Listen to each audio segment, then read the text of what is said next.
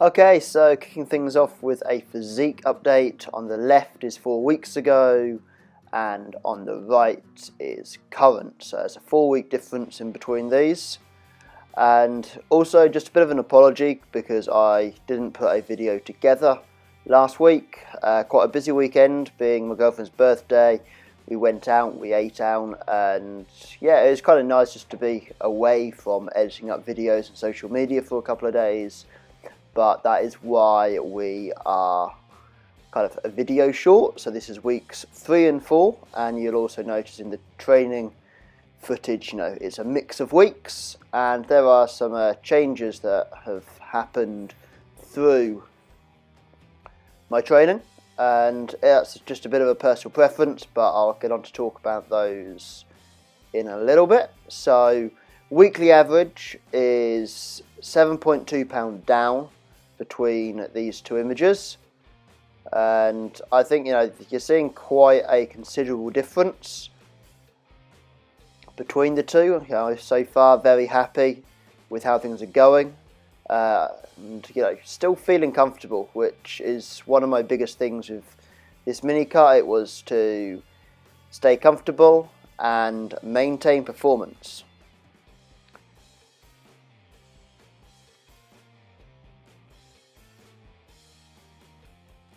So considering I've had several days of eating out, and some days were completely tracked or tracked as best as I can, and other days were not. So when I take that approach to my diet, I'm not very good at actually restricting beforehand, because if I restrict beforehand, I'll then tend to see eating out as a bit of a treat and then still go over.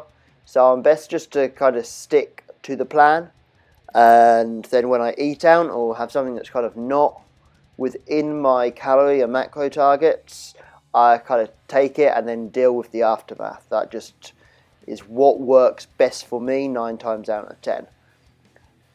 So over from my girlfriend's birthday on the Friday right through to the Tuesday, there were days where I was slightly over, or I was tracking just to stay accountable. It did see a weight increase, but it has also seen a very big weight drop as well. So what I'm going to do is I'm going to chuck up some pictures of some of the foods I ate. One of them is a nice big pizza. Apparently 100 grams of protein in this pizza, which I think is very, very high for a pizza. It wasn't that topped with chicken, and then obviously you can see 2 pretty epic cakes, and hopefully you'll understand why I just couldn't let those 2 cakes go to waste. So I definitely had my fair share of slices out of these cakes. As for training is probably the thing that's seen the biggest change. So what happened is I was starting to see in week 3, my 3rd and 4th sets just really starting to take a back seat and just not be as productive as what they are. So to me, I'm starting to think, hang on, am I just putting in junk volume? Because as soon as I hit those first 2 sets, I had good focus, I had good intensity, but then when it came to the 3rd and 4th sets, RPE just jumped up 2, or I was missing reps. So one thing I have done, and if you follow the link, you'll see kind of my new training setup. Movements haven't changed, order might have changed fractionally, but predominantly it is still an upper-lower split. But what I'm doing is I am focusing in just on 2 top sets.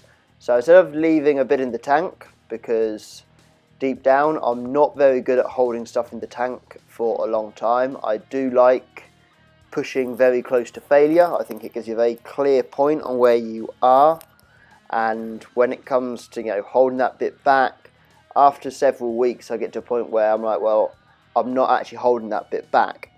So I do like going close to failure, and that's kind of how I've adopted things this last week, and progress is just very good, and more importantly, more than anything, I am just enjoying training, and that has to be one of the biggest things. If you enjoy training, you're going to go into the gym and you're going to put the work in, and if you're not, you're never going to bring the most to those sessions. So knowing that I only have 2 sets means that I really do give my all. With that higher intensity, obviously there is potentially higher fatigue, longer recovery time, so I factored that in by reducing volume. And when I started my mini cut, my volume had probably slowly increased, because I've got movements in there where I was performing for 4 sets. I very rarely perform movements for 4 sets. It was kind of my first time going for this, and I do feel like it was potentially just that little bit too much. So now getting in there with only 2 sets does massively improve my focus upon that set, and I get better top end performance, and there's enough volume to definitely be maintaining muscle. If I need to add volume in order to gain muscle later on, then I will do so, but I'm really starting to think that there's probably little need for me to add volume in order to gain. We will see once I transition into a gaining phase. So that's how training has gone. Very, very enjoyable. Pushing a lot closer towards that failure mark. And seeing progress that way, which at the end of the day, it's definitely going to maintain muscle. So I don't mind making that change because I know the intensity's there. It will come down to recovery and whether there is sufficient volume in order to progress when maintaining. But in terms of numbers, I've seen some lifts make some very big jumps because I know I haven't got to hold anything in the tank for latter sets. I know I've got 1 set, a back off set, and then on to my next movement. Which I think a lot of this comes down to, this is a comfort point for myself. When I've started training, probably beyond following that first ever plan that was written for me by the guy who used to work at the gym, who was an ex-bodybuilder himself. So for my first 2 years, I took his plan very much as Bible. Then from that, I progressed a lot more towards the powerlifting approach, with one of the main programs that I ran was probably Wendler's 5-3-1. So you're used to 2 sets leading into a top set, and I think that there's probably just given me that mindset that you do have 1 all-out set.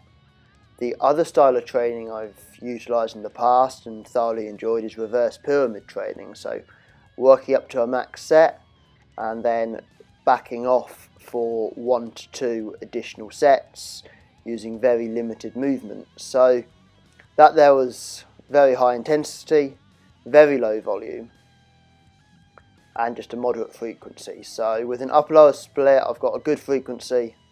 My volume is there because I've got a lot more movements within a session, and obviously you can check what they are. Obviously it's nothing too excessive, but more than what I would have had in the past. So I'm more than confident that there's enough there to give sufficient volume across muscle groups and movement patterns. So I think going back to this higher intensity approach, it's potentially just my comfort zone. It's very similar to a way I've trained for a very long time, and in previous times training like this, I've probably been too limited. Probably just not quite getting enough volume just because of using a very limited powerlifting selection of movements. But if there's one thing I do know is strength has never been something that I've lacked for my size, and bearing in fact that I'm not a specific powerlifter. I've never competed on the platform because I'm just not really that strong enough, although it may look otherwise. So I think you're now seeing training footage going into some heavier work, pushing close to failure on these. So I was very happy with this set here. 50 kilos, I can't remember what the reps was, I got a feeling it was 8, and I've not been counting, so I think it's 8 reps on 50. They felt very, very good. And it's things like this that just makes me think that going higher intensity, just with 2 sets, is going to give me that benefit, because I can work harder on those 2 sets. Here we go, big squat, 160 kilos. I'm pretty sure this is for an 8 as well. So I wouldn't be able to maintain this for 3-4 working sets at 8, but I can get that 1 set at 8. It could have been a 9. It might have been a 9. But I can get those, I can back it off, build up volume, and then I can use another squat movement or quad hamstring movement to accumulate more volume. So there's the squats. Very, very happy with that. So yeah, so things are going to be a little bit different going forwards, but I'm very happy with the way that they are going forwards. This is one of those controversial things, stiff leg deadlifts from the floor. I know a lot of people will be like, oh, you lose tension as you come too low down. The thing is, I don't have a conventional deadlift or any form of deadlift within my training currently, so I like pulling off the floor, keeping controlled eccentric. I'm loading the hamstrings. I'm not pulling on my back. I'm not treating it like a deadlift. It's not about moving maximal load. So I'm actually very happy going down to the floor. I know some people will find it's too much on the lower back loading, but within my training, all my row movements are chest supported. So it's only really this and squats that load the lower back heavily. And it's not a place of weakness that I seem to have. I do seem to have a bit of a titanium back. This is one which, because I split my training into a push-pull lower last week just because of how it fitted, I actually got to get in the rack and pull some rack pulls. This was 200 kilos and it felt awesome, especially with no belt. But like I say, it's that titanium back seems to always keep me heading in the right direction.